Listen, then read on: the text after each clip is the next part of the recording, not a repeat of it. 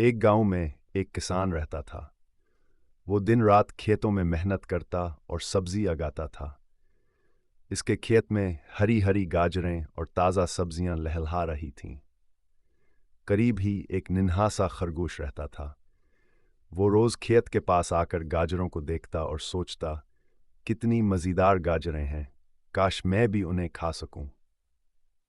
एक दिन खरगोश चपके से खेत में घुस गया और गाजरें खाने लगा। किसान ने इसे देख लिया और डांटते हुए कहा, ये मेरा खेत है, मेहनत मैंने की है, तुम्हें बगैर इजाजत कुछ नहीं मिल सकता। खरगोश डर गया और भाग खड़ा हुआ, मगर भूख उससे बर्दाश्त ना हुई।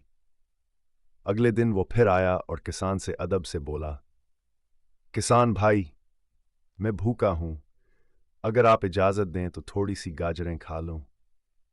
किसान ने मुस्कुराकर कहा, अगर तुम सच्चाई और इजाजत से मांगोगे तो मैं तुम्हें जरूर